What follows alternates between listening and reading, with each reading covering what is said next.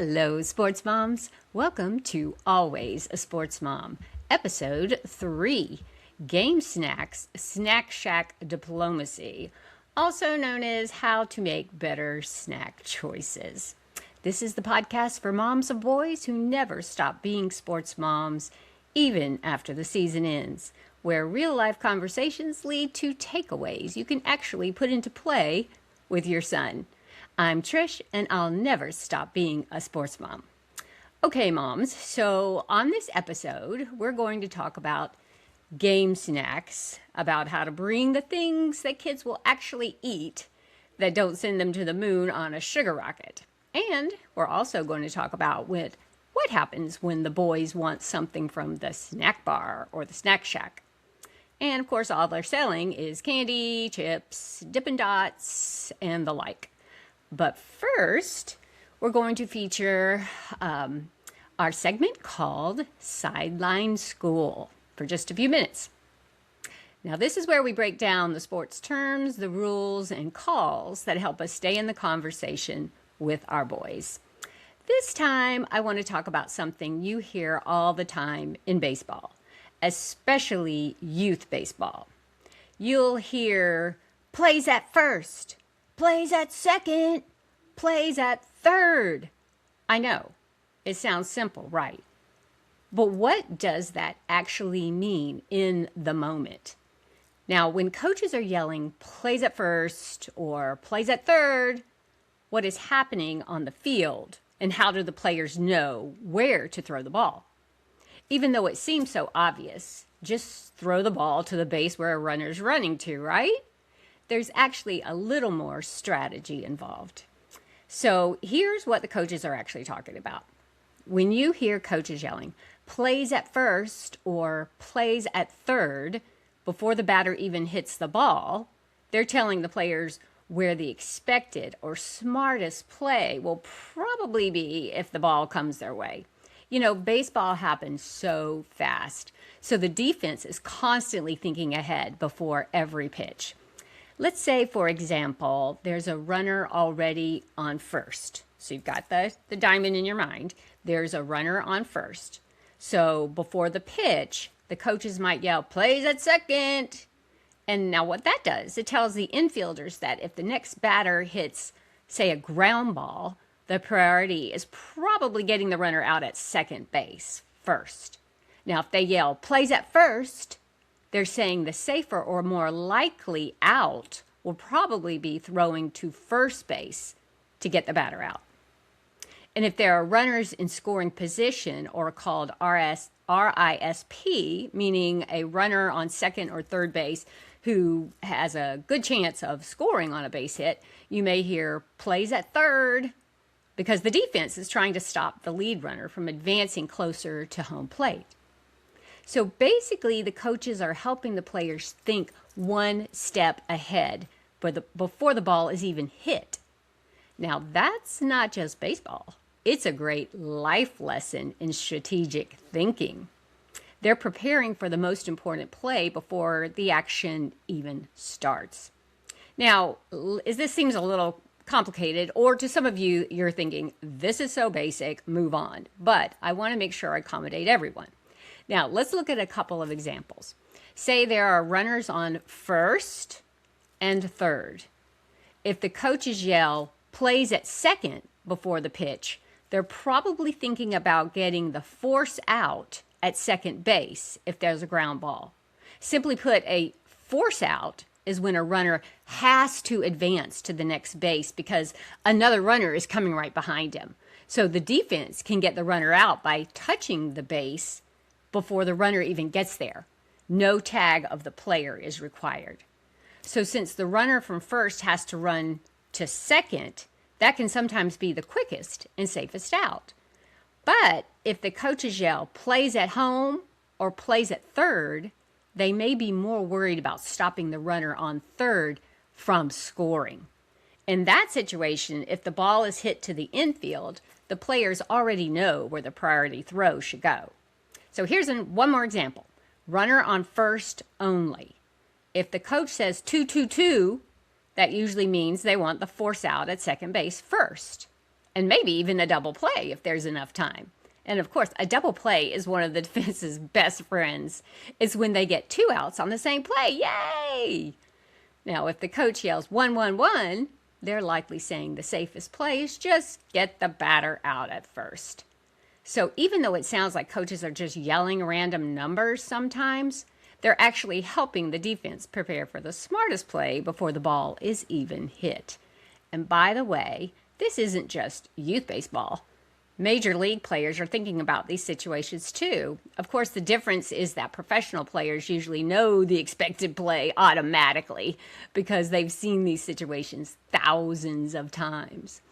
In youth baseball, coaches are often louder about it because the boys they're still learning situational awareness and where the smartest play is before the ball is hit.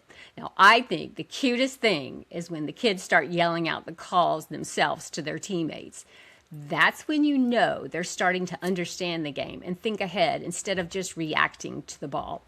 So when you hear coaches yelling 1-1 or plays at second, they're really teaching the players to think ahead and react faster once the ball is in play. Hope that helps. And now to our second regular feature called Heart of the Game. I want to share a story I first saw on ESPN that was so heartwarming. It's about a young man named Mitch Widmeier and his sister Hannah. Now, after Hannah suffered a traumatic brain injury in a serious car accident, life changed dramatically for their family. One of the things Mitch and Hannah had always shared was a love of sports, especially basketball and the New York Knicks. Wanting to help her to continue experiencing the games they loved together, Mitch began calling the games for her himself. But what really touched me was that he didn't just casually sit on the couch and describe the game. He actually created his own little broadcast setup, almost like a mini studio, complete with equipment and a microphone, so he could give her the full experience of listening to a real sports broadcast. He describes the action, the energy, the momentum shifts, helping bring the game to life for her in a way that keeps them connected through something they've always shared. And honestly, I think that's why this story resonated with so many people, because it wasn't really about basketball. It was about love and connection and family and the powerful role sports can play in keeping people connected to each other, even through life's hardest moments. As sports moms, we understand that sports become part of our family stories.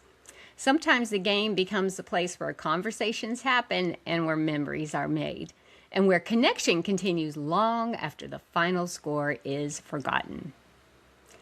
Okay, sports moms, let's talk about the game snacks and snack shack or snack bar dilemma.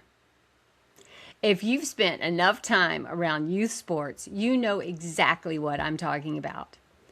One family brings the giant candy bags, another brings donuts, another brings chips, cookies, sports drinks, and enough sugar to launch the boys straight into orbit.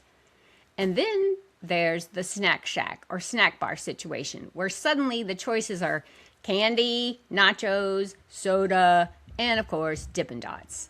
And your athlete is looking at you like this is the greatest menu ever created.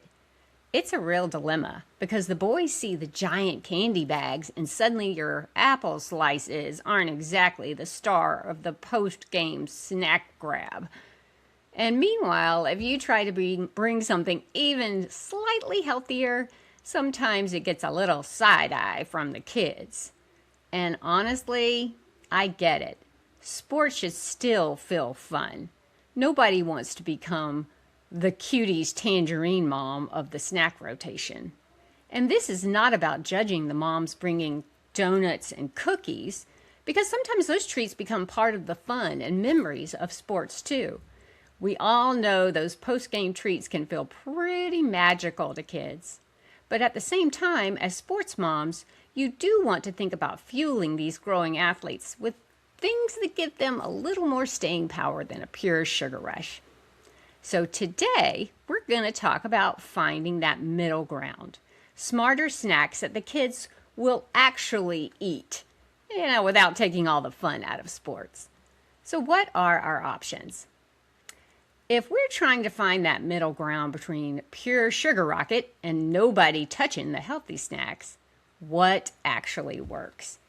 And we also have to be practical because some game days are hot, and trying to keep things chilled at a baseball or soccer field for several hours, that can be its own Olympic sport.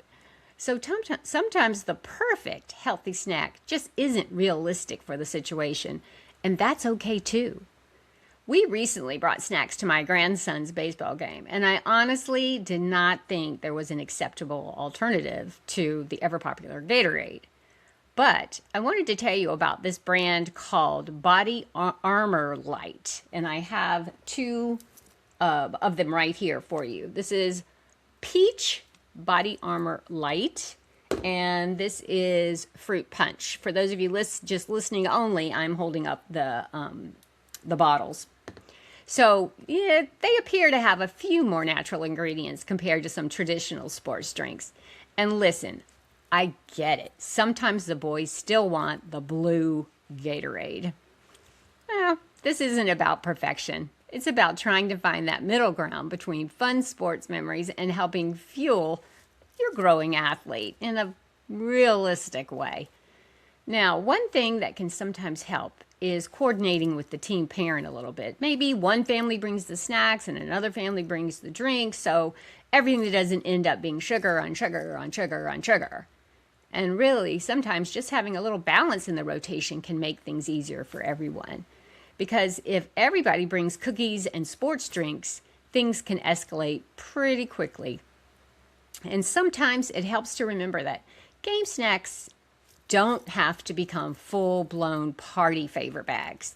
The goal is really just something fun, energizing, and practical for the kids after the game, especially for families whose kids are playing several games per week. And honestly, even though most families may only sign up for snacks once or twice a season, those giant snack bags and extra treats can still add up financially for some families. Nobody should feel pressured to turn snack duty into an over-the-top event. Sometimes simple is more than enough. And let's be real for a second. Not every sports mom has time to make homemade granola bars or assemble fruit kebabs before every game. Sometimes you're racing from work to practice and grabbing snacks at the grocery store 5 minutes beforehand. And that's real sports mom life too. One thing that can really help is simply glancing at the sugar content on the package. I've always heard that once you start getting above, say, 10 or 11, 12 grams of sugar in a snack, it's getting on the higher side, especially when the boys may also be drinking a sports drink or grabbing a candy afterward too. And here's something that you may or may not know. Every 4 grams of sugar is about a teaspoon of sugar. So when you start actually picturing the teaspoons adding up between the snacks and drinks, it can really put things into perspective. Again, this isn't about never having treats. Sports and snacks are part of the fun. It's just about helping these growing athletes avoid the huge sugar crash afterward and finding a little more balance where we can. Plus, you can even start getting the kids involved in reading labels too. Suddenly, sports snacks become math-made fun. Here's the deal. If every 4 grams equals about a teaspoon of sugar, the boys can actually start figuring out how many teaspoons of sugar are in some of these drinks and snacks themselves. And trust me, some of the answers are pretty eye-opening. I'm sure you're thinking to yourself, I wouldn't just spoon sugar in teaspoons to my child. So why would I give them this drink or this snack that has all that sugar? I do remember reading a book years ago from a nutritionist, but he was a very realistic nutritionist. And he said that he brought, I think the chapter was called Bringing the Sugar bowl back to the table. And what he would do is, instead of buying, say, already frosted cereals, he would just get your basic, like flake, and say, "Okay, kids, here's your cereal. You help yourself to as much sugar as you want." And they just like, "Are you sure, Dad?" And they would just dump the sugar. But what ended up really happening is that the sugar just sat at the bottom of the bowl, and they ended up having less sugar than they already pre-processed sugar brand of cereals, sugar type of cereals, excuse me. And it worked. So I always thought that was kind of cool. But recently, we did actually have the snacks for my grandson's game, and we made fruit kebabs for a game snack. And now, granted, it was a cool weather night game, so they stayed fresh better. But the kids did like them. There were strawberries, blueberries, grapes, you can have pineapple, kiwi. And I learned it's all about the presentation. I think part of it is that when food looks fun, kids are way more excited about it. Put fruit on a stick, and suddenly it becomes a major event. And I know, the kebab sticks become a sword. But I bought a pack on Amazon that was designed for kids, so it wasn't too pointy. And also, for all the sports Gigi's and sports grandmas out there, this applies to you too. Keeping a few easy, healthy snacks at your house for when the kids come by can become part of the fun too. Because even when the boys get older, there's still something special about walking into grandma's house and knowing there's always something good in the kitchen. It doesn't always necessarily have to be fresh baked cookies. So those little traditions become part of the memories too. Now, let's move over to the snack shack or snack bar. You know, this is where sports moms everywhere suddenly become negotiators, financial advisors, and nutrition strategists all at the same time. Because sometimes the snack bar choices can feel a little limited. There's candy, nachos, soda, giant pretzels, and the ever popular Dippin Dots again. And somehow your athlete suddenly wants all of it 5 minutes before the game starts. And again, this episode is definitely not about never letting the boys enjoy snack bar treats. Some of those snack bar memories become part of sports culture and family traditions too. Sometimes at the snack bar, it's less about finding the perfect choice and more about just looking for something with a little more substance. We know this. Sometimes the snack bar options they're just the snack bar options. So maybe it's thinking about balance instead of perfection. And sometimes the best strategy is talking about it before you even get to the field. Like, okay, if we're getting Dippin Dots, which you guys all want, if you want Dippin Dots after the game, we probably don't need the giant Coke and candy too. Because again, this isn't about taking all the fun out of sports. It's just about helping the boys learn a little balance too. Again, like I said, I'm no sports nutritionist. I'm just a sports mom sharing her story about what worked for our family. But soon, we'll be bringing a sports nutritionist onto the podcast in an upcoming episode to share even more practical tips on fueling our sons before, during, and after competitions. So stay tuned for that conversation. And while nutrition is important, being a sports mom has always been about so much more than what we pack in the snack bag. So, as always, we'll close this podcast with the prayer we share as sports moms. Prayer of an athlete's mom.